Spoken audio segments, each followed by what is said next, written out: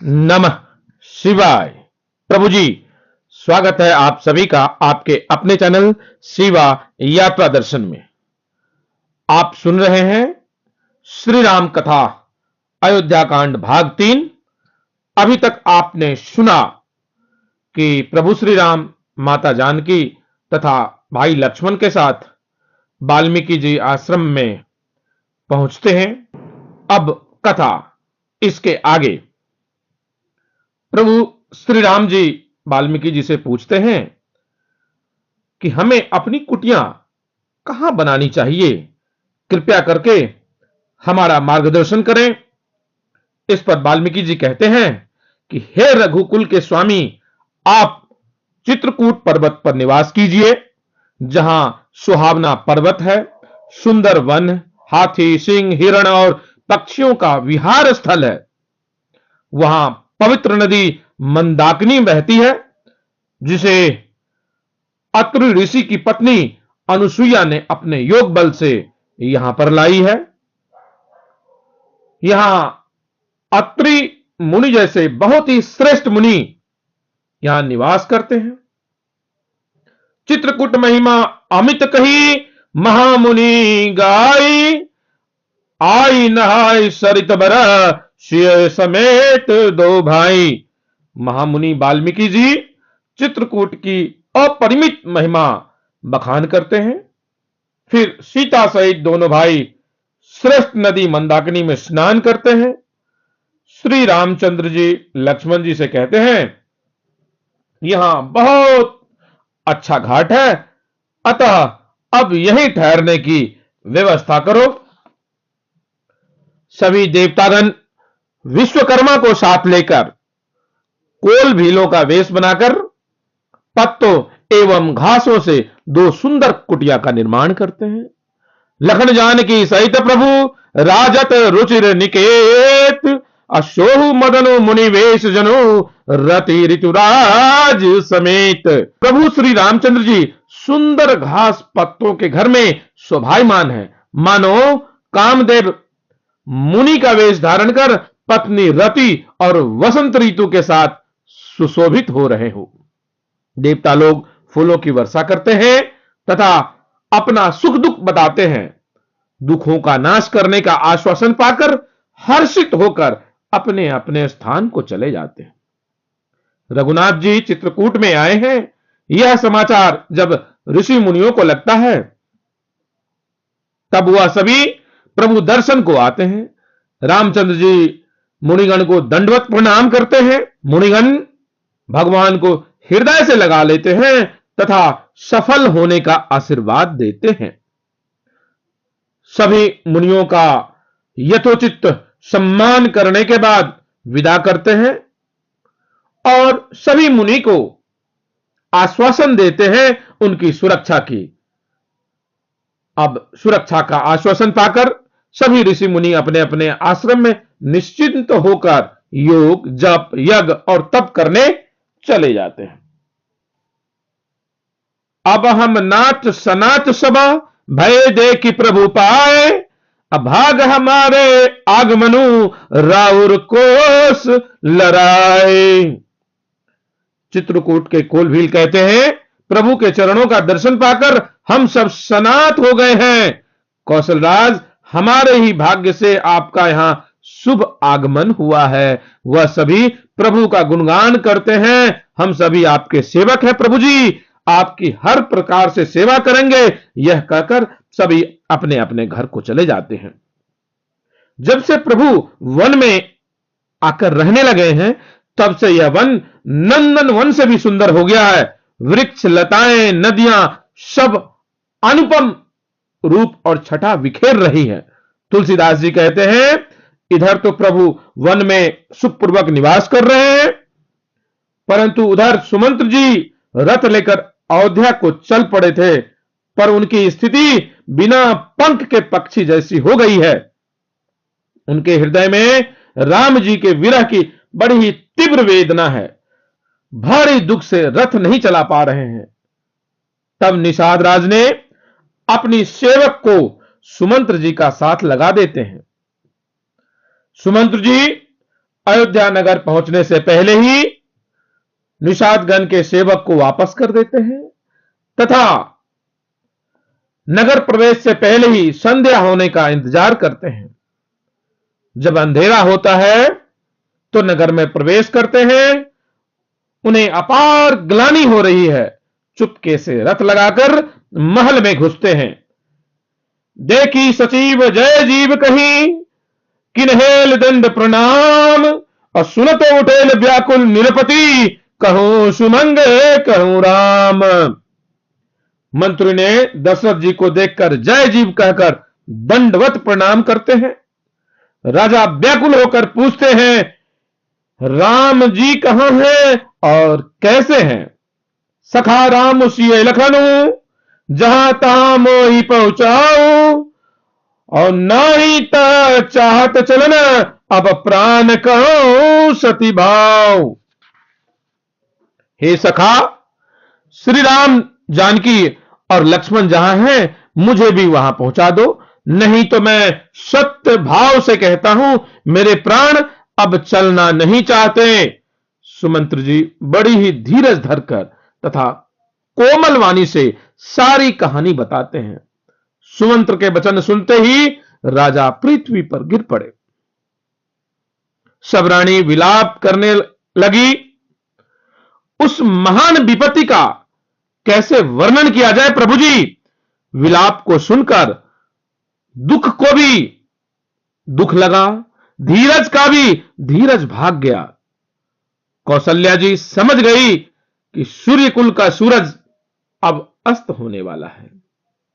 इस विषम परिस्थिति में कौशल्या जी दशरथ जी को समझाती हैं, आप धीरज रखिए, राम सीता लक्ष्मण फिर मिलेंगे, अन्यथा सब दुख रूपी सागर में डूब जाएंगे। वह रात युग के समान बड़ी हो गई है। दशरथ जी कौशल्या जी को श्रवण कुमार के पिता अंधे तपस्वी का कथा सुनाते हैं। राम राम कही राम कही, राम राम कही राम, अतनु परिहरि रघुवर विरह, राहु गयले सुरदाम। राम राम कहकर, फिर राम कहकर, फिर राम राम कहकर और फिर राम कहकर राजा श्री राम के विरह में शरीर त्याग कर सुरलोक को सिधार जाते हैं। रानी दासी तथा नगरवासी अंत्यत विलाप करते हैं। तब वशिष्ठ मुनि समय समय कहीं अनेक इतिहास, अशोक निवार समय कर निज विज्ञान प्रकाश। तब वशिष्ठ मुनि समय के अनुकूल अनेक इतिहास कहकर अपने विज्ञान के प्रकाश से सबका शोक दूर करते हैं। भरत शत्रुघ्न को बुलावा भेजते हैं। भरत जी को पहले से ही बुरे स्वप्न आते थे। यही विधि सोचत भरत मना, धावन पहुंचे आई, गुरु अनुशासन श्रवण सुनी, चले गणेशु मनाई। भरत जी इस प्रकार मन में चिंता कर ही रहे थे कि दूत आ पहुंचे। गुरु जी की आज्ञा कानों से सुनते ही गणेश जी को मना कर चल पड़ते हैं। भरत जी महल में प्रवेश करते हैं। कैकेयी के सिवा सभी घोर दुख में होते हैं। पिताजी देवलोक को पधार गए हैं, यह सुनते ही भरत जी जमीन पर गिर पड़े। पिताजी के मृत्यु का कारण माता जी से पूछते हैं। भरत ही बिसरे पितु मरण, सुनत राम बनु गौन, हेतु अपना जानी जिया, थकित रहे धरी मान। श्री रामचंद्र जी का वन जाना सुनकर पिता का मरण भूल गए। हृदय में इस सारे अनर्थ का कारण अपने को मानकर मौन होकर सन्न रह गए। कैकेयी भरत को समझाने लगी, राजा का शोक छोड़ दो और नगर का राज्य करो। भरत जी बड़ी ही धीरज धरकर कहा, पापिनी तूने कुल को नाश कर दिया। राम विरोधी हृदय में प्रकट की न विधि मोही, अमोह समान को पात की, बादी करऊं कुछ तो ही। विधाता ने मुझे श्री राम जी का विरोध करने वाले तेरे हृदय से उत्पन्न किया है। मेरे बराबर पापी दूसरा इस सृष्टि में कौन है? मैं व्यर्थ ही तुम्हें कुछ कहता हूं। शत्रुघ्न भी क्रोध से जल रहे थे। मंथरा को सजे सबड़े हुए देखकर उनके कुंवर पर एक लात जमा देते हैं। वह जमीन पर गिर जाती है, उसके कुंवर टूट जाता है, कपाल फूट जाते हैं तथा दांत भी टूट जाता है। भरत जी और शत्रुघ्न जी माता कौशल्या से मिलने आते हैं। उनके चरणों में गिरकर बहुत रोते हुए कहते हैं, मेरे कारण ही पिताजी स्वर्ग चले गए तथा श्री राम जी को वन जाना पड़ा। माता कहती है, धीरज धरो, किसी को दोष मत दो, बुरा समय जानकर शोक को त्याग दो। कौशल्या के वचन सुनी भरत सहित रनिवास, व्याकुल विलपत राजगृह मानव शोक निवास। कौशल्या के वचनों को सुनकर भरत सहित सारा रनिवास विलाप करने लगते हैं। राजमहल मानो शोक का निवास बन गया हो। इसी प्रकार विलाप करते हुए रात बीत गई।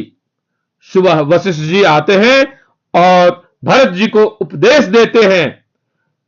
तात हृदय धीरज धरहूं, करहूं जो अवसर आज, उठे भरत गुरु वचन सुनी, करन कहेल सब साज। हे तात, हृदय में धीरज धरो और आज जिस कार्य को करने का अवसर है उसे करो। गुरु जी का वचन सुनकर भरत जी उठते हैं तथा सभी तैयारी करने को कहते हैं।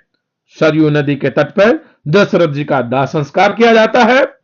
वशिष्ठ जी कहते हैं, अनुचित उचित विचारो तजी, जे पालहि पितु बैन, ते भाजन सुख सुजस के, बसहि अमरपति ऐन।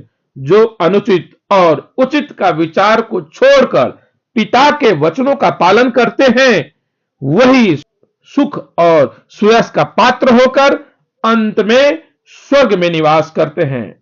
तब भरत जी कहते हैं, आपनी दारुण दीनता, कहूं सबई सिरुनाई, देखे बिनु रघुनाथ पद, आज जिय के जरी न जाई। सर को सिर झुकाकर मैं अपनी दारुण दीनता कहता हूं। श्री रघुनाथ के चरणों का दर्शन किए बिना मेरे जी की जलन शांत नहीं होगी। सुबह ही भरत जी, शत्रुघ्न जी, मुनिराज वशिष्ठ तथा माताएं एवं नगर के सब लोग रथों को सजाकर चित्रकूट को चल पड़ते हैं। भरत को सेना के साथ सिंगवेरपुर पहुंचने पर निषाद राज को कुछ अनिष्ट होने का भय होता है, अतः वह अपने सभी लोगों को सावधान कर देते हैं। परंतु गुरु वशिष्ठ के दर्शन करने पर उनका मन शांत हो जाता है। तब भरत जी एवं निषाद जी आपस में संवाद करते हैं तथा उस स्थान को देखते हैं जहां प्रभु श्री राम विश्राम किए थे। निषादगण, माताएं, गुरु तथा नगरवासी सभी आगे बढ़ते हैं। भरत जी प्रेम व ग्लानिवश पैदल ही चलते हैं।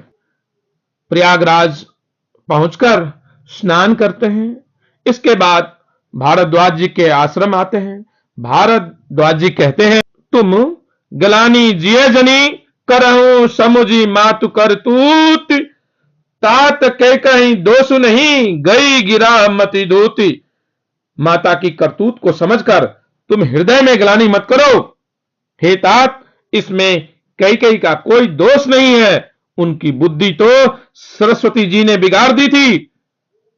इस प्रकार सभी रात्रि में भारद्वाज जी के आश्रम में विश्राम करते हैं और प्रातः चित्रकूट के लिए निकल जाते हैं। प्रभु जी आज कथा को यहीं विश्राम देते हैं। आगे की कथा पुनः आगे। आप शिवा यात्रा दर्शन को यूं ही अपना प्यार देते रहिए। शिवा यात्रा दर्शन को आप फेसबुक व इंस्टा पर भी फॉलो कर सकते हैं। शिवा यात्रा दर्शन रखे आपको प्रसन्न। ओम नमः शिवाय।